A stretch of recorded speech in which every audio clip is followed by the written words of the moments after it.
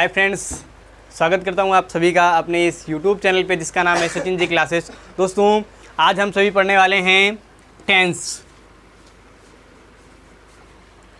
तो अभी तक अगर आपने इस चैनल को सब्सक्राइब नहीं किया तो सब्सक्राइब कर लीजिए, और अगर बेल आइकन साथ में लगी जो बेल आइकन है उसको भी प्रेस कर दीजिए ताकि आगे आने वाली जितनी भी नोटिफिकेशन है आपको मिलती रहें।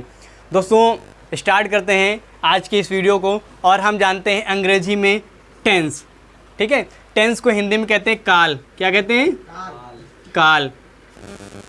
और काल का मतलब होता है समय, है ना। और समय तीन तरीके का, यानी टेंस हमारे जो हैं वो तीन तरीके के होते हैं। कौन कौन से?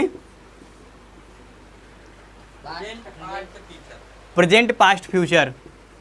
Present, past, future. प्रेजेंट कौन सा काल होता है? वर्तमान। वर्तमान काल। हिंदी में क्या कहते हैं? वर्तमान काल। यानी कि जो समय चल रहा है, जो समय चल रहा है वो क्या होता है? हमारा वर्तमान काल। ठीक। और पास्ट क्या होता है? भूतकाल, यानी कि जो बीत चुका है। ठीक। और फ्यूचर क्या होता है? भविष्य काल, जो आने वाला है। ठीक, इतना समझ में आ गया? टेंस तीन तरीके के होते हैं, प्रेजेंट टेंस, पास्ट टेंस और फ्यूचर टेंस। ठीक। अब इन्हीं के चार चार भाग होते हैं, इन्हीं के चार चार भाग होते हैं। टोटल 12 टेंस होते हैं अंग्रेजी में। ठीक है, तो इनके भाग कौन कौन से होते हैं? जगह यहीं बता लो, यहीं बता देते हैं। ठीक है, पहला होता है भाग इंडेफिनिट। क्या होता है? इंडेफिनिट। इसको अनिश्चित काल भी कहते हैं। क्या कहते हैं? हिंदी में कहते हैं अनिश्चित काल। ठीक है। दूसरा होता है कॉन्टिन्यूस। क्या होता है? दिख रहा नीचे नीचे जो लिख रहे हैं, कॉन्टिन्यूअस। ठीक है, तो कॉन्टिन्यूअस का मतलब इसको क्या बोलते हैं? मतलब जारी रहना, जहाँ पर बात होती है, जहाँ पे काम जो भी होता है हमारा कंटिन्यू रहता है, वो क्या होता है? कॉन्टिन्यूअस काल होता है। ठीक, कॉन्टिन्यूअस टेंस होता है। इसके अलावा हमारे दो टेंस और होते हैं। एक होता है परफेक्ट। क्या होता है? लिखते रहना तुम लोग। ठीक है, परफेक्ट। और दूसरा चौथा होता है हमारा परफेक्ट कंटिन्यूअस। क्या होता है? Perfect continuous. ठीक है, तो ये होते हैं हमारे चार चार टेंस होते हैं। ठीक, आज हम लोग बात करेंगे प्रेजेंट इंडेफिनिट की। ठीक है, तो प्रेजेंट इंडेफिनिट, चलो डाल लो heading, present indefinite. Present indefinite heading डालो, हम बता रहे हैं जो लिखो उसको।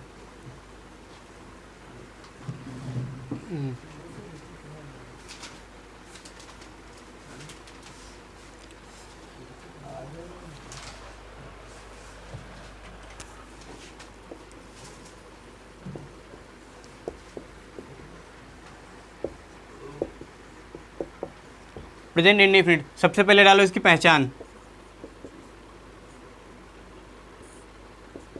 लिखो, हिंदी वाक्यों के अंत में, नोट करो, हिंदी वाक्यों के अंत में ता है, ती है, ते हैं, ते हो, ता हूँ, ती हूँ, आदि शब्द आते हैं। ये पहचान होती है आपकी। वाक्य में ता है जैसे रहता है, ती है रहती है, रहते हैं। ठीक है, और जैसे रहते हो, ता का हो जाएगा रहता हूँ, रहती हूँ। ठीक है, इतने चीज़ें आएंगी आपको प्रेजेंट इंडेफिनिट के। जब हिंदी वाक्यों की बात होगी तो उसकी लास्ट में ये चीज़ें आती हैं। ठीक है, हिंदी वाक्यों के अंत में ये चीज़ें आपको मिलेंगी। ठीक, और इसमें अनिश्चित काल इसको इसलिए बोलते हैं ताकि इसमें हमें ये नहीं पता चलता है काम जारी है या समाप्त हो चुका है, तो कार्य की जो हमें जानकारी सही से नहीं मिल पाती है। ठीक है, यानी एक तरीके से इंडेफिनिट यानी अनिश्चित रहता है कि काम हो चुका है पूरा कि नहीं हुआ है। ठीक, कंटिन्यूअस में जारी रहना आपको पता चलता है काम कंटिन्यू जारी है। परफेक्ट में पूरा हो चुका होता है। ठीक है, चलो पहचान हो गई। ठीक है, अब हमने आपको नंबर बताए। नंबर जानते हो कितने होते हैं? नंबर यानी वचन। नंबर बताया था, वचन। ताकत भूल चुके हो अपनी। हनुमान जी ताकत बहुत जल्दी भूल जाते थे, है ना। नंबर यानी वचन, हिंदी में क्या कहते हैं इसको? वचन। वचन कितने होते हैं? दो होते हैं। कितने होते हैं? दो। पहला कौन होता है? सिंगुलर। क्या होता है? Singular plural. हाँ, सिंगुलर प्लूरल, यानी कि सिंगुलर प्लूरल, यानी सिंगुलर का मतलब एक वचन, क्या होता है एक वचन, और प्लूरल का मतलब बहुवचन। ठीक है, अब ये सिंगुलर प्लूरल जरूर याद रखना। ठीक है, इसी से सारे टेंस आपको बनाने हैं। सिंगुलर प्लूरल की मदद से ही आपको सहायक क्रियाएं लगानी होती हैं। ठीक है, तो एक वचन होगा तो हमें क्या लगाना होता है, मतलब सुनिए, एक वचन का मतलब जहाँ पर कोई चीज़ एक होती है, बहुवचन का मतलब जहाँ पे बहुत होती है ना, एक से अधिक होंगी, जहाँ पे वहाँ होगा बहुवचन, और एक वचन का मतलब जहाँ पे एक होगी। केवल संस्कृत में 3 वचन होते हैं, बाकी सभी भाषाओं में हमारे 2 ही वचन होते हैं, हिंदी में भी और अंग्रेजी में भी 2 ही वचन होते हैं, संस्कृत में 3 वचन होते हैं। ठीक है, तो देखो अब यहाँ पे जब इस टेंस को हम बनाने के नियम जब पढ़ते हैं, इसको किस तरीके से हम इसको ट्रांसलेट करेंगे, अंग्रेजी से हिंदी कैसे बनाएंगे, तो उसके लिए सबसे पहले आपको करना क्या होता है, एक वचन और बहुवचन पहचानना होता है। ठीक है, अगर आपका एक वचन करता है तब आपको करना कैसे, पहले हम लोग सीखेंगे पॉजिटिव वाक्य बनाना, यानी साधारण वाक्यों को किस तरीके से हम लोग बनाएंगे। ठीक है,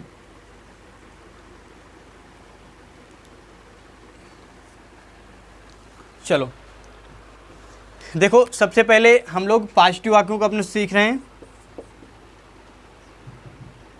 अभी वहीं पे चलो बैठो चल के, हम आप बताने आ रहे हैं, हाँ चेक करने आ रहे हैं। ठीक, चलो बैठो चल के पॉजिटिव वाले वाक्यों में। ठीक है, अगर आपका कर्ता एक वचन है, क्या है एक वचन, जहाँ पर कोई चीज़ अकेली है। ठीक है, तो एक वचन के साथ हमें किस तरीके का वर्ड ऑर्डर आपका होगा, किस तरीके से ट्रांसलेट करोगे। देखो यहाँ पे सबसे पहले आप लिखोगे सिंगुलर सब्जेक्ट, क्या लिखोगे सिंगुलर सब्जेक्ट। ठीक है, उसके बाद आपको क्या लिखना है, वर्ब की पहली अवस्था, वर्ब की पहली अवस्था यानी कि वर्ब की फर्स्ट फॉर्म, और उसके साथ आपको यस या ईएस भी लगाना है। क्या लगाना है, यस या ईएस लगाना है। ठीक है, उसके बाद आपको सीधा ऑब्जेक्ट लिख देना है। क्या लिख देना है, तो ये आपका पहला सेंटेंस बनेगा। ठीक है, जब करता आपका एक वचन होगा, क्या होगा एक वचन होगा, तब आपको इस तरीके से आपको बनाना है। ठीक है, यानी कि कहने का मतलब ये है कि जब वाक्य में, साधारण वाक्यों में जब कर्ता एक वचन होता है तभी वर्ब के साथ हम यस या ईएस लगाते हैं, और बहुवचन होगा तो यस या ईएस नहीं लगाते, केवल वर्ब की पहली अवस्था ही लिखी जाती है। ठीक है,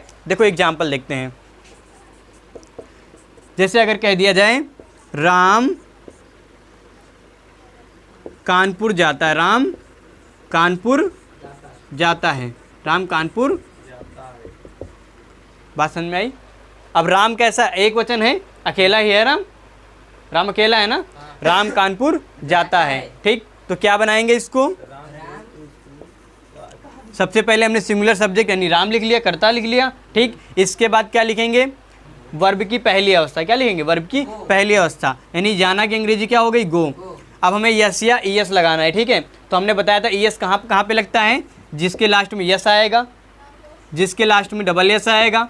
ठीक है, जिसके लास्ट में यक्स आएगा, सी एच आएगा, एस एच आएगा और ओ आएगा, इनके लास्ट में आपको क्या लगाना है, ईएस लगा देना है। अगर ये वर्ब आ रहे हैं और वर्ब के लास्ट में अगर ये अक्षर हैं तो आपको क्या लगाना है, ईएस लगा देना है। ठीक है, तो गो के लास्ट में ओ आता है, ओ में क्या लगाना हमको, ईएस लगाना है। क्या लगाना, ईएस। तो राम गोज टू कानपुर। अब ये टू क्यों लगाया, ये बताओ जल्दी से हमको, टू यहाँ पे क्यों लगाया गया है, कानपुर के पहले टू क्यों लगाया गया है। देखो हम बता रहे हैं टू प्रीपोजिशन आपको कब लगाया जाए, जब किसी का संबंध हम, जब यहाँ पे जो आपका संबंध होता है, पहले जो नाउन या प्रोनाउन आपका यूज हुआ है, अगर उससे संबंध बताने के लिए स्थानों के नाम के पहले हमें टू लगाना पड़ता है। ठीक है, स्थानों के नाम के पहले टू लगता है, इतना समझ लो, जब संबंध बताया जाता है, यानी जब हमें जोड़ना होता है, प्रीपोजिशन का जब यूज करते हैं। ठीक है, तो टू का, जब कोई भी अगर आपसे पूछ रहा है कि कानपुर के पहले टू क्यों लगाया, यानी दिल्ली के पहले टू क्यों लगाया, स्कूल के पहले टू क्यों लगाया, तो स्थान के नाम के पहले टू लगाया जाता है। ठीक है, बात समझ में आ गई। चलो, तो ये तो पहले क्लियर हो गया ना। सिंगुलर सब्जेक्ट बहुत ही आसान चीज़ है ना, सिंगुलर सब्जेक्ट, बस केवल सब्जेक्ट पहचान लो। अगर सिंगुलर है तो क्या लगाना है, मुख्य क्रिया में यस या यस लगाना है। ठीक है, बाकी कोई भी आएगा आपको केवल वर्ब की पहली अवस्था लिख देनी है और कुछ भी नहीं लिखना है। ठीक है, जैसे अगर आपका बहुवचन आ जाए, जैसे यहीं पे हो जाए, अगर दे आ जाए, दे का मतलब होता है वे, है ना, दे का मतलब क्या हो जाए वे, ये बहुवचन है ना। अगर हमें इसी का अगर यही वाला वाक्य बनाना होता तो क्या करेंगे, वहाँ पे they go to Kanpur, they go to Kanpur, बात समझ में आ गई, दे गो टू कानपुर, बात समझ में। अगर इसी का आई होता है, यहाँ पे क्या होता है आई, आई का मतलब क्या होता है मैं, है ना, तो भी हम यही लिखेंगे आई गो टू कानपुर। बात समझ में आ रही है? चलो, अगर यहीं पे यू होता तब क्या करोगे? यू के साथ भी हमें यही केवल लिखना है, you go to Kanpur, you go to Kanpur. बात समझ में आ रही? ठीक। मतलब कहने का ये मतलब ये केवल एक वचन का याद रखना और बाकी सेंटेंस बड़ा आसान बनेंगे, बहुत आसानी से बनेंगे। एक वचन को अगर आपने याद रख लिया तो केवल आपको एक वचन के साथ यस या यस लगाना है, बाकी किसी के साथ भी आपको यस या यस लगाने की जरूरत नहीं है, केवल वर्ब की पहली अवस्था को ही लिख देना है। ठीक, तो ये था आपका पहला जो पॉजिटिव सेंटेंस कैसे बनाते हैं, कैसे पॉजिटिव सेंटेंस कैसे, है ना। तो पॉजिटिव में बहुत ही आसान है, सिंगुलर सब्जेक्ट होगा तो केवल यस या यस मुख्य क्रिया में लगाओगे, और अगर पॉजिटिव नहीं है, मतलब सॉरी, अगर वो सिंगुलर नहीं है यानी बहुवचन है यानी प्लुरल है या फिर आई है, यू है, तो उनके साथ हमें क्या लगाना है, कर्ता लिखने के बाद तुरंत वर्ब की पहली अवस्था लिख देनी। ठीक, चलो, तो अब हम बात करते हैं निगेटिव की। क्या करेंगे बात? निगेटिव की। पॉजिटिव बड़ा आसान था, कर लोगे, ठीक है, और नहीं करोगे तो फिर सेंटेंस में बोलेंगे तो पता चल जाएगा बना पाओगे नहीं। ठीक है, मीनिंग पावर अगर सही होगा तो कर ले जाओगे, बहुत कोई मुश्किल काम नहीं है। और ये टेंस पढ़ाए गए होंगे, ऐसा नहीं कि पहली बार पढ़ा रहे हैं जो आपको ना आए। क्यों सुभाष, पहली बार पढ़ाया जा रहा है? कई बार पढ़ा होगा ना। चलो, अब बात कर लेते हैं हम लोग निगेटिव की। ठीक है, पॉजिटिव निगेटिव दो बताएंगे, बस कल इंट्रोगेटिव खत्म करेंगे। ठीक है ना। एक टेंस को 2 दिन में पढ़ेंगे हम लोग। ठीक, एक टेंस को 2 दिन में। ठीक, अब बात करते हैं हम लोग निगेटिव की। किसकी करते हैं? निगेटिव। निगेटिव मतलब नकारात्मक वाक्य ना।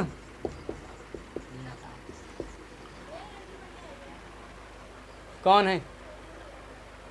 देखो, उसको काम हमने दिया तो उसी हिसाब से काम दे दो आगे। नकारात्मक वाक्य। ठीक, अब नकारात्मक वाक्य जो हैं इनमें मतलब आपको नहीं शब्द बढ़ जाता है। क्या बढ़ जाता है? नहीं। नहीं की अंग्रेजी नो या नाट होती है। क्या होती है? नो या नाट, है ना। अब इसको आपको कैसे लगाना इन वाले वाक्यों में, ठीक है, तो आप ये समझते हैं हम लोग। ठीक, निगेटिव वाले वाक्यों में बस वही याद रखो, सिंगुलर सब्जेक्ट को। अगर सिंगुलर को याद कर लिया तो सब कुछ आ जाएगा। ठीक, सिंगुलर वाले जो सिंगुलर सब्जेक्ट होते हैं, सिंगुलर सब्जेक्ट के बाद आपको सीधा डज नॉट लिखना है। क्या लिखना है? क्या लिखना है? Does not. ठीक, सिंगुलर सब्जेक्ट होगा तो क्या लिखोगे? Does not. ठीक, उसके बाद वर्ब की पहली अवस्था लिखनी है, वर्ब की फर्स्ट फॉर्म लिखनी है। उसके बाद जो आपका ऑब्जेक्ट होगा वो ऑब्जेक्ट लिख देना, ऑब्जेक्ट कॉम्प्लीमेंट जो भी आता है सब कुछ आपको लिख देना है। ठीक, समझ में आ रहा? चलो एग्जाम्पल देखते हैं। जैसे अगर हो जाए, वह मुझे कहानी सुनाता है। कहानी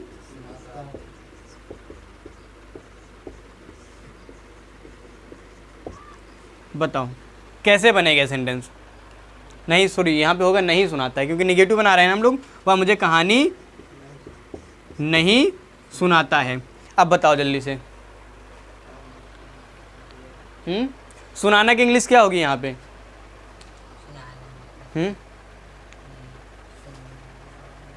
लिसन नहीं होगी यहाँ पे। लिसन का मतलब होता है सुनना। ठीक है, यहाँ पे टेल लगेगा। क्या लगेगा? कहीं पर भी जब कहानी सुनाने की बात आएगी तो टेल लगाओगे। क्या लगाओगे? ठीक है, सबसे पहले हम यहाँ पे लिखेंगे कर्ता। क्या लिखेंगे? कर्ता। क्या लिखेंगे? कर्ता। ठीक है, अब देखो जो हमारा कर्ता क्या है? ही। क्या है? ही। एक वचन है, पता लग रहा है ना। ही का मतलब क्या? वह अकेला है ना, तो एक वचन है तो ही। क्या लिख दिया हमने? ही। एक वचन है तो क्या लगाना है? Does not. क्या लगाना है? Does not. तो हमने यहाँ पे सीधा सा लिख दिया डज नॉट। क्या लिख देना? Does not. ठीक, डज नॉट हो गया, ही डज नॉट। अब हमें पता है कि सुनाना की इंग्लिश क्या होती है? टेल। तो ही डज नॉट। अब हमें एक बात ये याद रखना, जब डज नॉट लगा दोगे तो मुख्य क्रिया में यस यस नहीं लगाना है आपको। समझ में आ गई बात? अभी एक निगेटिव में एक शर्त होती है, वहाँ पे लगता है, मैं बताऊँगा अभी। जब आपका नेवर या ऑलवेज आता है, नेवर आएगा तब आपको लगेगा। ठीक, वो बता दे रहा हूँ अभी। हाँ, ही डज नॉट टेल। इतना समझ में आ गया? ठीक, अब देखो यहाँ पे आपके जो ऑब्जेक्ट हैं वो 2 ऑब्जेक्ट आए हैं। एक तो स्टोरी है, ये डायरेक्ट ऑब्जेक्ट है, और आपका मी आया है, ये इनडायरेक्ट ऑब्जेक्ट है। बताया था जब प्रेडिकेट के पार्ट पर पढ़ाए थे आपको सूरज, बताया था ना, इनडायरेक्ट ऑब्जेक्ट और डायरेक्ट ऑब्जेक्ट, है ना। तो देखो डायरेक्ट, जब हमारा इनडायरेक्ट ऑब्जेक्ट को लगाने के 2 नियम है। एक तो क्रिया के तुरंत बाद लगाओगे, या फिर बाद में लगाओगे तो टू या फॉर से जोड़ोगे, टू या फॉर से जोड़ोगे, ठीक है। ये बात हमने आपको समझाई थी ना। तो देखो हम पहले यहाँ ऐसे कर लेते हैं, फिर बाद में कर लेते हैं, ये लोगों को भी समझ में आ जाएगा ना। तो he does not tell me a story, ये तो हमारा वाक्य बन गया, ठीक है। He does not tell me a story. लेकिन देखो सुभाष, अगर ये हमारा इनडायरेक्ट ऑब्जेक्ट है, जो जीवित नहीं होते वो इनडायरेक्ट ऑब्जेक्ट होते हैं, जो निर्जीव हैं, जो जीवित होते हैं वो हमारे इनडायरेक्ट होंगे, जो जीवित नहीं है वो इनडायरेक्ट होंगे, सॉरी डायरेक्ट होंगे। क्या होंगे? जो निर्जीव हैं वो डायरेक्ट, जो सजीव हैं वो इनडायरेक्ट। बात समझ में आ गई, ठीक है। तो हमारा जो ये इनडायरेक्ट ऑब्जेक्ट है इसको हम बाद में भी लिख सकते हैं, बाद में भी लिख सकते हैं। वो कैसे लिखेंगे? देखो ये वाला, इस वाक्य को हम ऐसे भी लिख सकते थे, he does not tell a story to me. ये ऐसे भी बन सकता है। मी को जब बाहर ले जाएंगे, मतलब सबसे लास्ट में ले जाएंगे तो टू मी के साथ भी आता है। तो कंफ्यूज वहाँ पे वाक्य में मत होया करो, ठीक है। समझ रहे हो? इस तरीके से आपके वाक्य आते हैं, ठीक है। तो प्रेडिकेट पार्ट्स शायद आप लोग नहीं पढ़ाए, इन लोगों को पढ़ाए थे, तो इसमें ये चीज़ बताई थी, है ना। ये मैंने इसकी एक्सरसाइज पूरी कराई थी ना। हाँ, तो ये समझ लेना। अब देखो सुभाष, अब आपको केवल बस इतना याद रखना है इसमें कि सिंगुलर होगा तो डज नॉट लगाना है, बाकी सबके साथ डू नॉट लगाओ, खुशी के साथ। समझ रहे हो? खुशी से डू नॉट लगा दो सबके साथ, कोई भी मिल जाए। केवल एक वचन मिलेगा तो डज नॉट लगा दो, बाकी कोई भी सब्जेक्ट आ जाए आपको क्या लगाना है? Do not. डू नॉट लगाने के बाद वर्ब की पहली अवस्था और ऑब्जेक्ट और कॉम्प्लीमेंट जो भी होगा सब लास्ट तक लगाते चले जाओगे, ठीक। समझ रहे हो? बस एक ऑर्डर याद रखो, सिंगुलर सब्जेक्ट के साथ डज नॉट, और बाकी यहाँ पे अदर्स लिख लो, चाहे प्लूरल सब्जेक्ट लिख लो, उन सबके साथ क्या लगाना है? Plural subject plus I plus you, है ना। उसके बाद डू नॉट, वर्ब की फर्स्ट फॉर्म और ऑब्जेक्ट, ये नोट कर लो, ठीक है। बस ये दो ऑर्डर से ही पूरा आपका टेंस खत्म, ये वाला, ठीक है। मतलब पूरा नहीं खत्म हुआ, अभी नेगेटिव पॉजिटिव हो गया। अब देखो जो हमने नेवर वाले बात बता रहे हैं आपको, नेवर वाले, तो देखो अगर एक वचन करता आया है, एक वचन करता आया है और नेवर मतलब कभी नहीं अगर शब्द आ गया, जैसे वह मुझे कहानी कभी नहीं सुनाता है, वह मुझे कहानी कभी नहीं सुनाता है, तो यहाँ पे होता ही नेवर, क्या होगा? He never tells me a story. समझ में आ रहा है सुभाष भाई?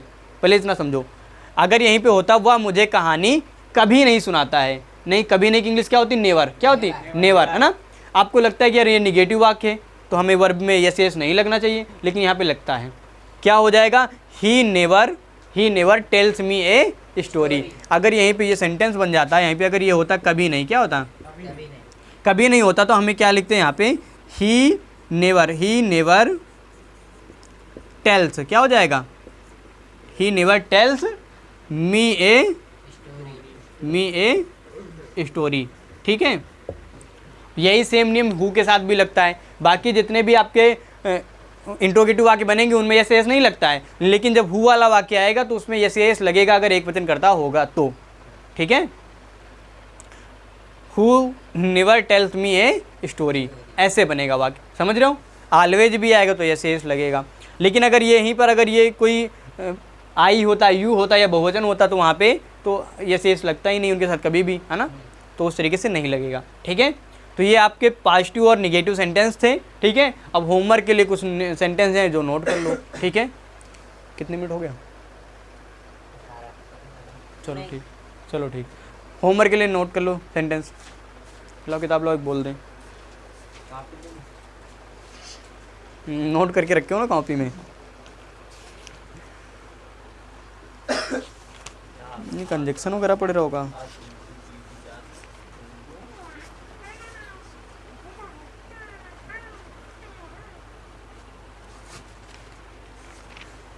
बंद नहीं करो, चल रहे अंदर।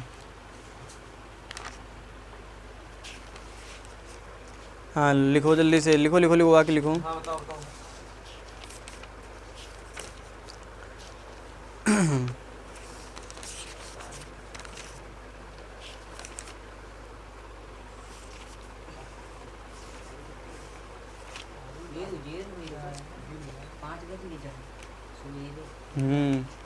बस यही देखो कि टाइम कितना हो रहा, पढ़ाई कितनी करते हो तुम लोग? हाँ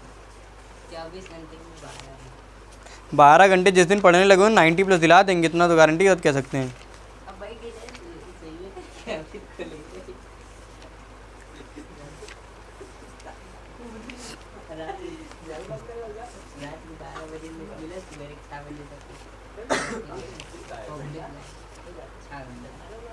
टेंस कहाँ है तुम लोगों के? इतने देर में तो हम अपने मन से कह दे देते आप लोगों को।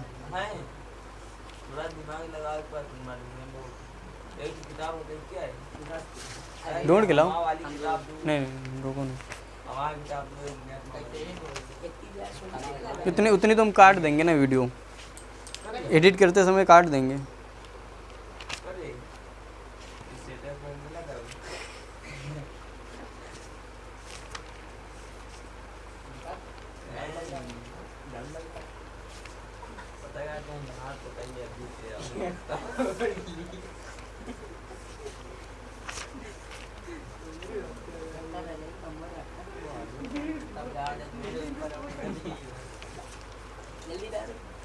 लिखो अच्छा, लिखो अच्छा, हम अपने तरफ से बोल देते हैं, इसमें मिल नहीं रहे हमको।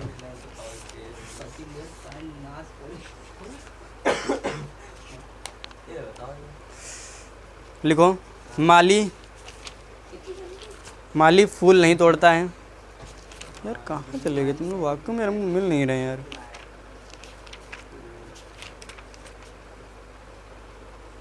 माली फूल नहीं तोड़ता है।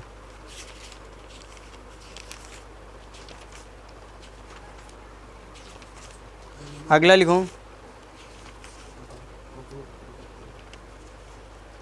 रोहन गरीबों की सहायता नहीं करता है।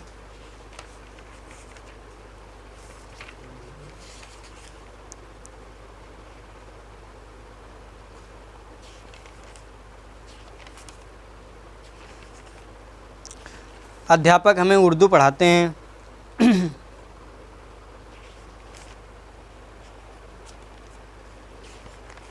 अध्यापक हमें उर्दू पढ़ाते हैं।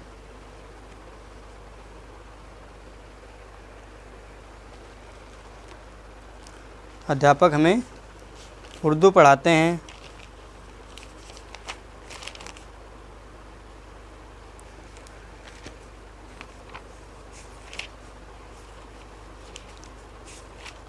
आगे लिखो,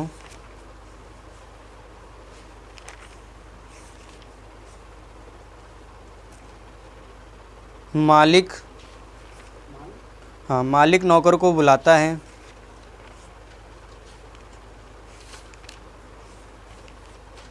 मालिक अपने नौकर को बुलाता है, इतना लिख लो, मालिक अपने नौकर को बुलाता है।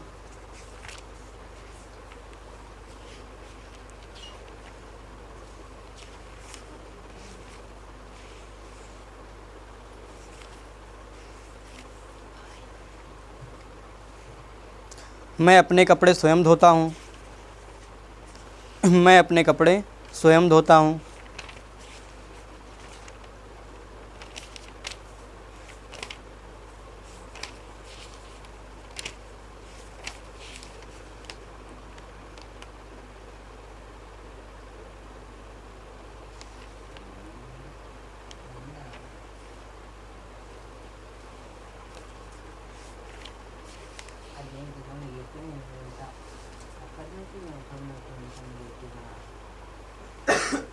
वे अपने घर समय से पहुंचते हैं। वे अपने घर समय से पहुंचते हैं। मैं एक किताब खरीदना चाहता हूँ। मैं एक नई किताब खरीदना चाहता हूँ। मैं एक नई किताब खरीदना चाहता हूँ। तो ये है आप सभी का होमवर्क। जो पॉजिटिव है उनको निगेटिव बनाना है, जो निगेटिव है उनको पॉजिटिव बनाना है, यानी दो सेंटेंस करने हैं, एक का दो बनेगा, ठीक है। अगर वो पॉजिटिव हो तो पॉजिटिव और निगेटिव दोनों बनाना है, निगेटिव है तो निगेटिव पॉजिटिव दोनों बनाना है, ठीक है। मैं एक नई किताब खरीदना चाहता हूँ, लास्ट वाला सेंटेंस था, मैं एक नई किताब खरीदना चाहता हूँ।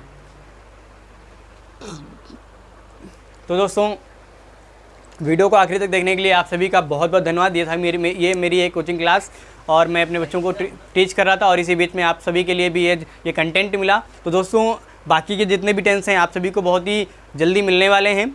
सारी वीडियोज़ आपको मिलेंगी इसी चैनल पे। तो अभी तक इस चैनल को अगर आपने सब्सक्राइब नहीं किया तो सब्सक्राइब कर लीजिए और अगर इस वीडियो को लाइक नहीं किया तो लाइक कर दीजिए। लाइक करने से हमें मोटिवेशन मिलता है ताकि हम आपके लिए और अच्छी से अच्छी वीडियो लेके आते रहें। तो चैनल पे आने के लिए आपको दिल की गहराइयों से बहुत बहुत धन्यवाद। दोस्तों आप सभी इस चैनल पे आते रहिए, आप सभी को बहुत सारी नॉलेज आपको मिलने वाली है। दोस्तों मिलते हैं फिर किसी नई वीडियो के साथ नए अंदाज में। तब तक के लिए नमस्कार, अपना ख्याल रखना, शुभ रात्रि।